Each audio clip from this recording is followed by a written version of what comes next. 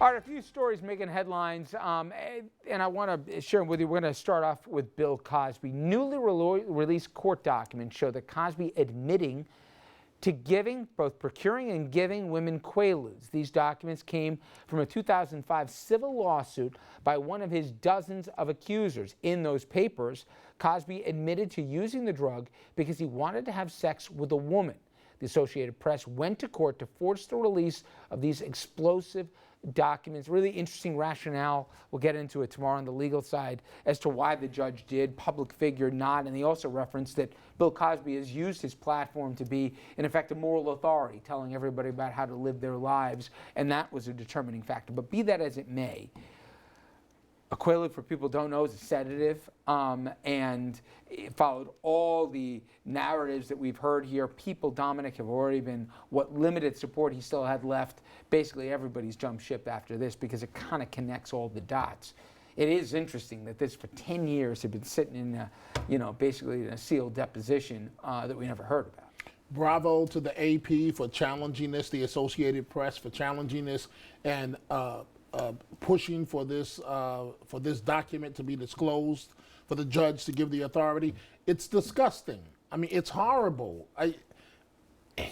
We're talking about Bill Cosby. Now, okay, there are public sides and private sides, right? Most people know only the public side. But this points to a monster. He was lecturing Black America, and rightfully so, about the problems about inner city youth doing things that they shouldn't be doing, or all types of about personal behavior, about young men stepping up doing the right thing. And what are you allegedly doing, Mr. Cosby? You are giving women allegedly drugs so that you can have sex with them. Way to go, Mr. Cosby. Way to go. Way to go, Bill Cosby. He was arguably the most popular man in America. I mean, arguably? Certainly the most popular father. Yeah. He was the TV dad. He broke color barriers on I Spy in the 60s. He was like one of the greatest stand-up comics ever. The breadth of his popularity and how well known he was. I can't think of another downfall from somebody from that height. You have Fat Albert from the 70s Saturday morning cartoons, but I can't think of an equivalent of the arguably, or not arguably, the most popular person in America, and what a downfall that he would have had. It's just, I agree with Dominic, it's disgraceful what the allegations are. To the point of, you said it, Dominic, the perception, I mean, for those of you who are maybe a little too young to, the Cosby Show was appointment viewing. He was the dad, the ultimate dad that you could relate to. To say it was a cultural milestone, it wasn't just that, oh, this is the first time you saw a Black family in prime time that was really, it was across the board here. I mean, NBC basically hitched the wagon to this guy and wrote it. But kids grew up with him, with the cartoons and the Fat Albert and the Jell-O, and then you go through the years, and then he had a successful career post-fact, etc. But to have such a secret dark side when your image is such a polar opposite for decades, and to literally be, from everything that we've seen to this point, as just a predator. And it's unbelievable. This isn't even a dark side. I mean, a dark side would be if he was sleeping around or if he had some kinky thing going on. This is criminal.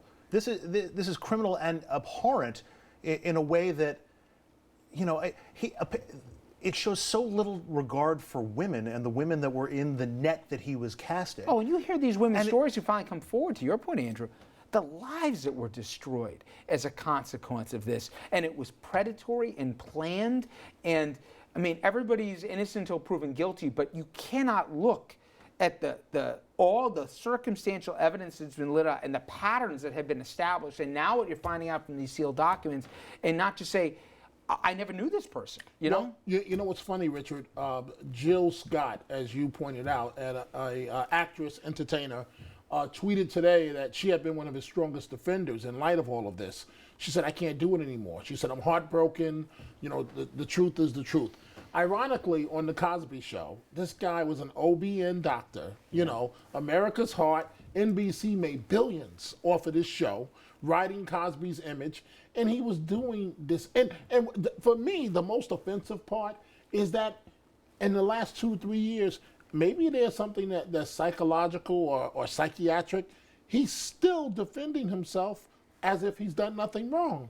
Dude, the evidence is popping and to up put your all wife around through you. this too. I And mean, the Camille situation, I will never understand. Yep. It's also another sobering reminder of the power of fame, and money, because women came forward, women tried to come forward and say he did this to me, and it was, you know, all the money in the world and the legal experts to be able to silence them and hide and he's this Bill away. Cosby. And It's so unbelievable. Right, and who would believe that? Because America's favorite dad, and it's, we really do need to have these reminders to ourselves from time to time, not to believe the image, and to give the underdog, to give the little person who's complaining about the power of the big guy a little more credence. Well, we'll get into it tomorrow, the legal aspect. There's statute of limitations involved. There's sealed documents, what was and wasn't admissible, and now into the public purview. But shame on yeah, them. Exactly. Okay, to South Carolina next, where the state Senate just voted to remove the Confederate flag from the State House. Lawmakers on each side of the issue debated it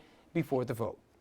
I'm embarrassed to say that I never fully realized just how offensive the Confederate battle flag was to you and other African Americans in our state. We're placing the blame of what one deranged lunatic did on people that hold their Southern heritage high, and I don't think that's fair. Just two of many voices that have spoken on this in the House in South Carolina. Votes next, and that should happen this week. And really, it could go either way on this. We've seen this debate happen before, whether it was Ole Miss before in terms of what was on, what flags flew at the stadium. Certainly, we've seen this this conversation take place. It took that horror that took place. It killed one of their own in the state legislature and at that church, for it to get back into the consciousness. But listen, I respect people who came forward, especially those who voted against maybe what their constituent interest to say this. But for people to say in 2015 they had no idea the power of this symbol, to me it's surprising. How do you not know, given, just all the, the pain that's bubbling under the surface of the still very real issue of slavery in the South? Well, to me, it's impossible to not know. That's just a politician being a politician, pretending that they didn't know what was actually going on. We know what should happen. Perhaps it should come down. And the reason why I say that, because I do believe that states should have rights to make their own decisions as it impacts their state. Maybe it should go into a museum. We know the history of the flag. But at the end of the day, Richard, I severely doubt, I hope I'm wrong, that it's coming down, because it's now going to go to another body where one lawmaker has attached, I believe, 24 amendments to it. Each amendment must be debated for 20 minutes. So they're going to go kicking and screaming, and who knows what's going to happen. You asked how a lawmaker couldn't know. Didn't ask. And stayed in such a small circle of people who were saying, no, it's Southern pride and all of that. And so it's a lack of intellectual desire to find out. Well, you've told us before, because you've been to a lot of interesting markets in this country, including from the Montana to the Southwest Texas, I believe, and the rest. And you said, for example, guns mean different things to different people depending on where you are in this country. It's not just whether it's self-defense or hunting or whatever. It's a symbol. It's interesting hearing this dialogue, how someone in the South clearly look at it as an ugly sign of the worst part in modern American history and what we did to blacks in this country. Others say, no, this is a sign of what the South is a genteel, our Southern charm and what we are. Now, we scoff at that. I do, at least.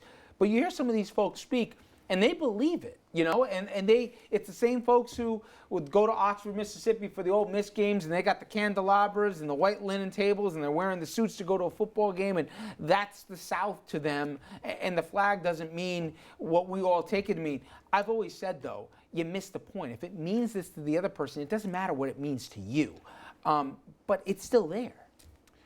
Yeah, and there is, Southern pride is something I've never quite figure it out. I mean, I understand it in theory, but it never quite connected in my head in the way that I guess these lawmakers or some of the people who are the most ardent advocates for the keeping the Confederate flag. They don't like guys like us telling them what to do. Well, that's a lot of it too, but I can't speak to their rationale. But I disagree with Dominic. I do think it will be taken down. I think they'll come up with some other option for it. Otherwise, I think you're going to find states like South Carolina and Mississippi more ostracized than they had been in the past. There'll be economic I think there might be. For them, I think and there might be. people won't do advertising there. They won't do events. We're in backlash. And look at the backlash against Trump. Look at the backlash against Cosby. I mean, there are other issues where it seems like the worm turns very quickly these days. And I think that sense is permeating and I through think some it of goes these. beyond just the State House. You see, for example, NASCAR, they have to make a decision as to whether or not they're going to ban, it's a whole different world. If you're a NASCAR fan, you know this, but if you don't, people bring the RVs there and they camp out for days at a time at these things. They have 3 flags. They got the American flag, they got the MIA flag, and they've got a Confederate flag, a lot of them. They'll go there and they say, or maybe their favorite driver's number flag. If you make me take down my Confederate flag, I will not come to races anymore. I'll fly it in my home, but I won't go anymore. And Nickelodeon's pulled the Dukes of Hazzard from the scheduling because the General Lee has a Confederate flag on the roof, and I think that leads us a little too far. That leads us to the. But no, but what I do find interesting, you pointed to the folks that go to the Ole Miss football games and they dress up, play to the South, blah, blah, blah, blah, blah, blah. These are the same football games where most of the players on the field are black, right? Overwhelming, yeah. They did take the flag down, but yeah. I think that's called hypocrite. Let me take this one step further because there are a lot of places. Baltimore has a Robert E. Lee Park. You're going to wind up with, Jeff Davis Drive or Jeff Davis Park. I mean, how far are we going to go with this? How far should it go? Is it just the flag, or is it the parks and the other symbols that come pretty far north, if you think about it? We've got money tender in our pocket with some folks who haven't exactly been the greatest civil libertarians. So there's a Robert E. Lee school in, I think, Southern California that they're trying to have a debate as to whether they're going to rename the school. Andrew brings up a good point on how far are we going to go with this. Well, why don't we start considering where we're going to stop, when we stop killing 9 innocent people in Bible study? Why don't we get past that? You know type what of they're scenario? arguing, though, which is, hey Dom, an actions of a lunatic do not define all of us. That doesn't make us all just because. Right. I'm just saying. No, I understand, Yeah. but it's called poisoning the well. Do you think this boy just woke up one day and decided he was going to be a racist? Or do you think and then you open up a whole other question is, forever? should you be able to have these conversations online? Where does free speech start and stop, where these platforms all but, percolate these boiling insanities and racist stuff to the point where this guy feels that there's a platform and there's a support for it. Do we want to go as a country to outlaw that speech, or is that where we want to go? I got no problem with free speech if people want to talk about this. If individuals want to put up that flag on their property, that's free speech also. The equivalent for my family would be if somebody wanted to put a Nazi flag up on their property. They have the right to do that, but they should be ostracized and they should be treated exactly the way that they would be deserving. They're not going there for a Seder dinner. And by the way, there's no way I would support any government, state, county, whatever, putting up a Nazi flag in the same way that I wouldn't support any municipality or state, in this case, putting up the Confederate flag. All right, guys, stay with me. When we come back from the other side of the break, we're going to bring in our good friend Mike Lyons. The president today gave a report card on the battle against ISIS and unveiling the revamped strategy to fight. Let's see if this one will work. We'll also ask Mike about the Iraq War veterans and whether it's possible to stop these guys without a whole lot of U.S. boots on the ground here. What should our strategy be in the ever-changing Middle East?